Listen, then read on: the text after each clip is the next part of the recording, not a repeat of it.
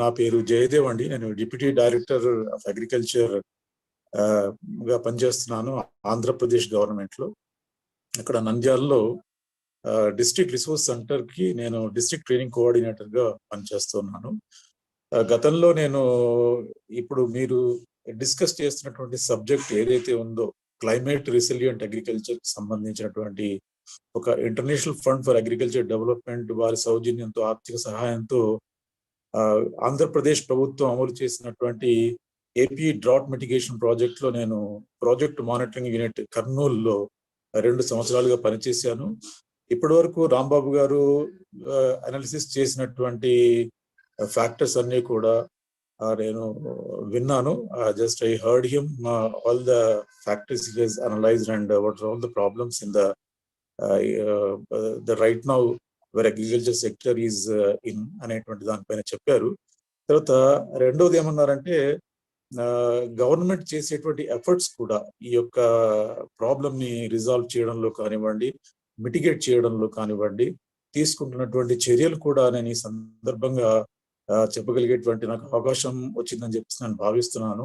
ముఖ్యంగా నేను ఒక 3 పాయింట్స్ పైన నేను చెప్పదలుచుకున్నట్టు నాకు తెలిసినటువంటి విషయాలను షేర్ చేసుకోవాలని చెప్పేసి ఈ యొక్క ఫోరంని నేను రిక్వెస్ట్ చేస్తూ, first of all just I would like to really share my experiences as Deputy Director of District Project Management Unit of Kurnool, which is implemented. It is one of the districts of 5 districts in AP drought mitigation project.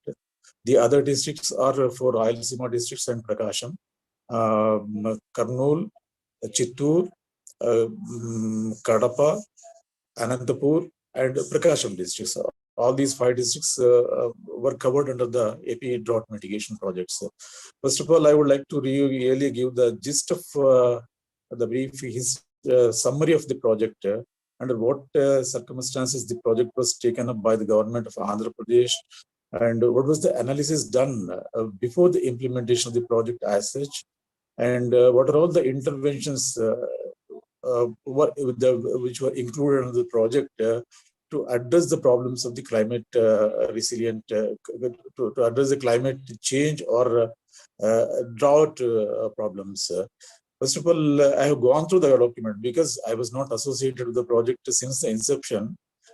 I joined the project in the middle of the course of implementation, the midst of implementation, but I could really just get the background of the project. Just in 5 points, I would like to really share the observations which I know in this context.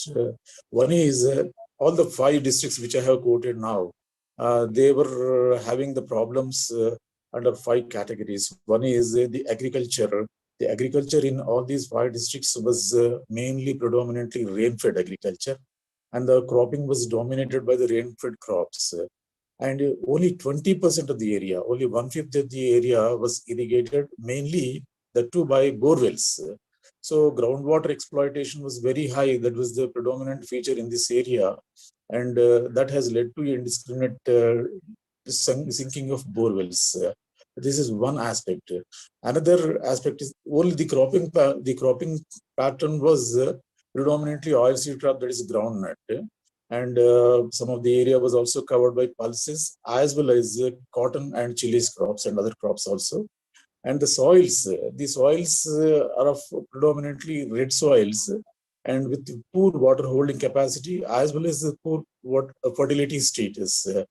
So that made the problem all the worse.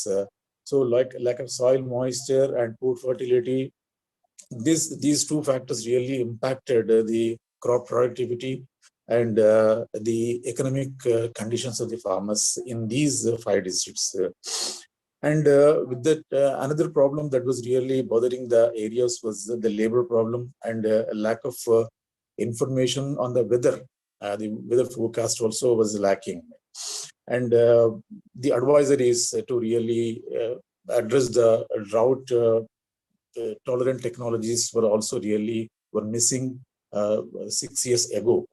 So when you really take a look at the livestock scenario, which was really there before the implementation of the project, which I'm trying to really share, the buffalo and cattle population numbers were really just going down because of these drought conditions. And the feature that was really observed in these areas was the small ruminants like sheep and goat populations the numbers were on higher side. That was a good feature. And because they were able to survive, because they were able to really resist the drought conditions. And the important thing that is the important problem in all these 5 districts was seized was the climate change.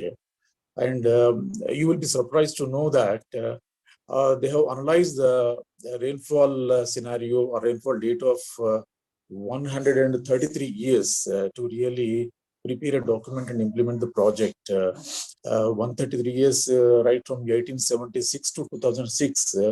And out of that, 66 years, once again I repeat, 66 years were drought-prone years. That means most of the mandals, all the mandals were declared as drought-affected mandals in all these 66 years. So such was the magnitude of the problem in these areas. So, so in this backdrop, this AP government has really selected these 5 districts for implementing all the climate resilient crop production system, development of crop production system, livestock production system, as well as improving the natural resource, that is the natural resources management. How it is done, I would just briefly share with you. And the approach was very interesting. The participants also, I would like to share that it was mainly the community approach, not through individual farmers. The farmers were really organized in the form of farmers organizations. The farmers producers organizations were formed. And this is a really very big achievement during the last 5 years. In Kurnool, where I was associated with the project between the period 2000 to 2022.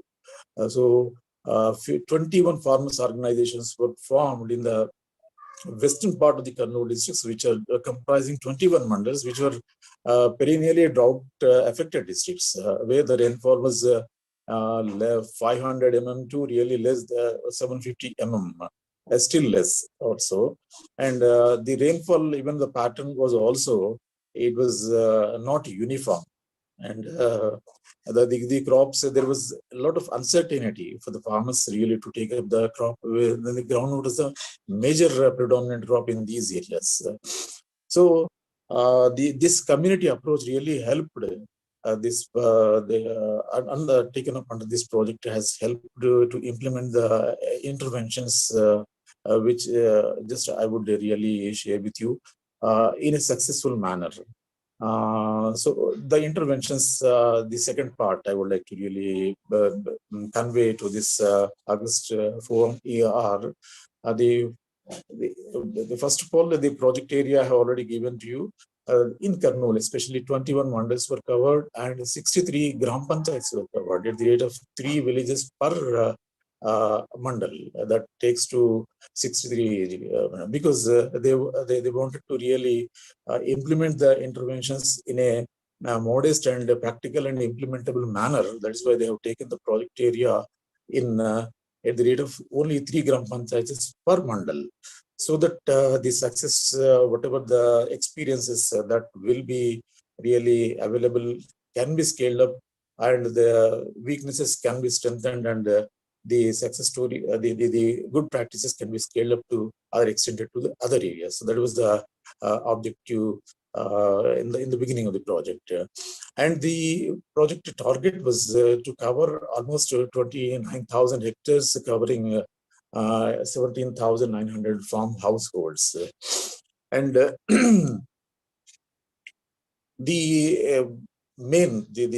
core of the project was the interventions part, that is which I was trying to really give you in a brief manner.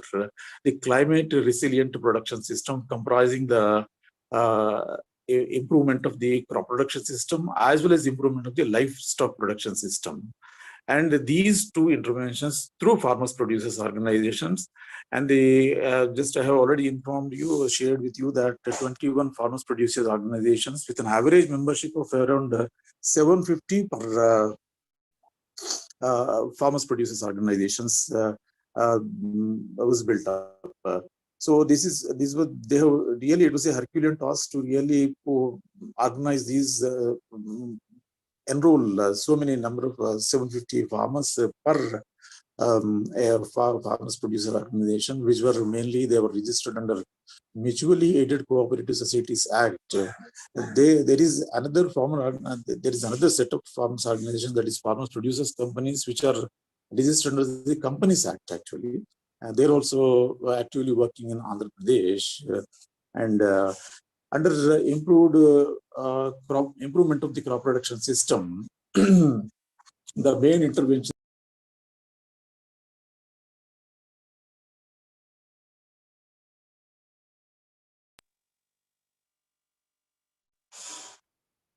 Sorry, am I audible now? Yeah. Hello? Yes, sir. Yeah.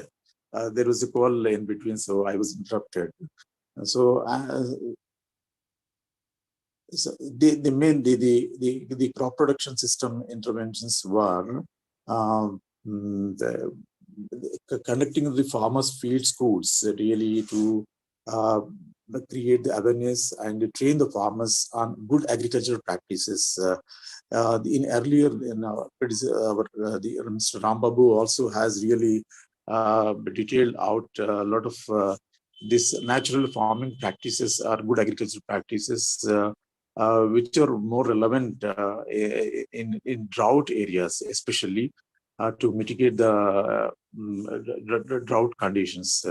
So, as farmers field schools, as well as and giving the protective irrigation, because these areas were characterized by the uncertain, less rainfall, number one, poor water holding capacity of the soils, poor fertility, and because of this uncertainty of rains, the farmers producers organizations were given these tankers, and these farmers producers organizations, they have utilized these tankers to give the protective irrigations, one or two, to the crops in the event of not getting the rains during the critical stages of the crop period.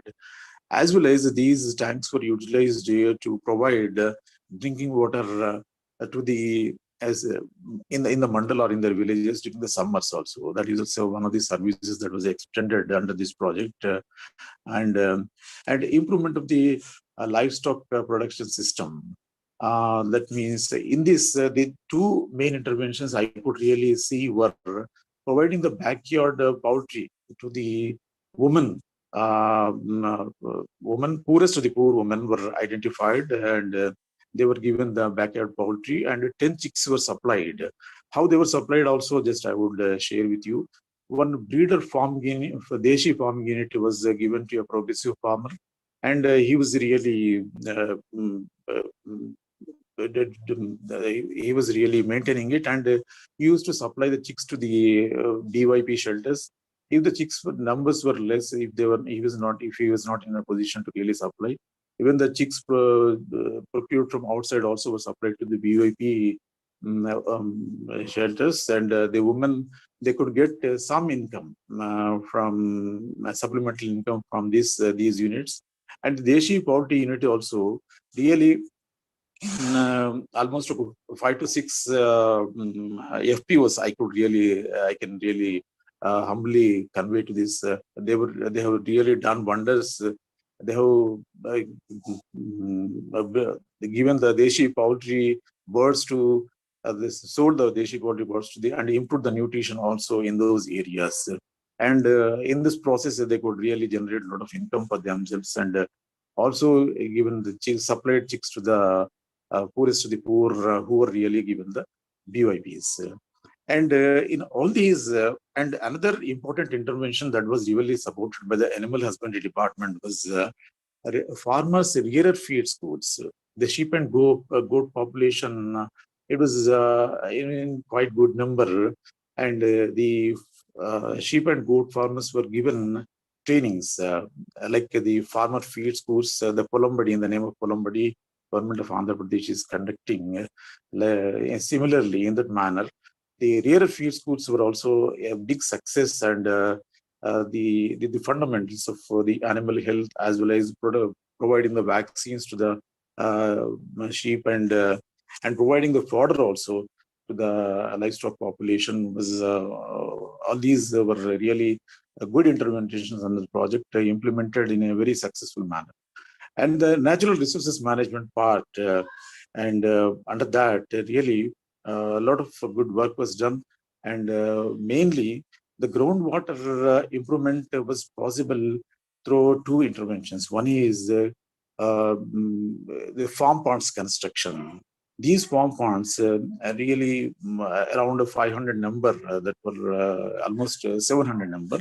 They were really dug of various sizes depending upon the farmer's holding, around 10 by 10 by 10 and 14 by 14 by 14, depending upon the farmers. And so all these farm ponds, when they were in place, copious rains were received during 2020 during the Corona period, and all the farm ponds were really full with water, and this has led to really uh, to multifold benefit. One is the groundwater level in those areas really could be raised, number one.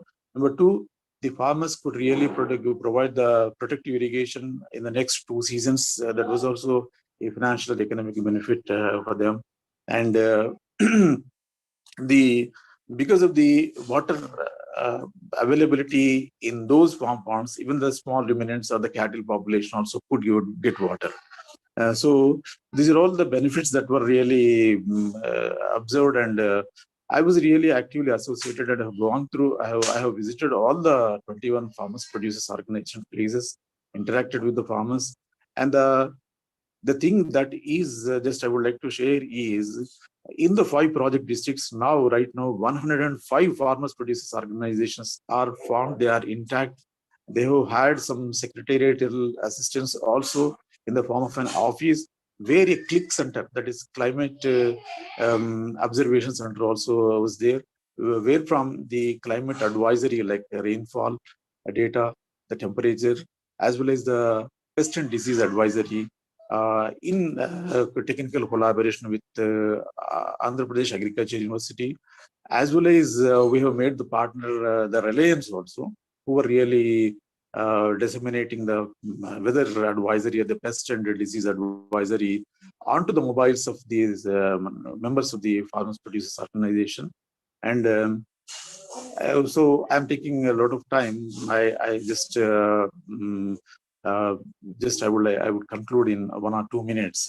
So all these success stories really can be are documented well in the project, and so these two good practices, all these good practices can be extended to other areas where this climate change is a big problem, where the rainfall is low, and where the soils are very poor, and mainly the rain-fed areas are typically characterized by all these characteristics, which are really covered under in our predecessors' lecture.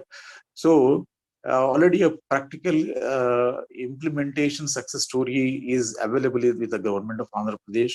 And another thing I would like to really supplement to the information which I have been sharing for the last 15 minutes is that natural farming.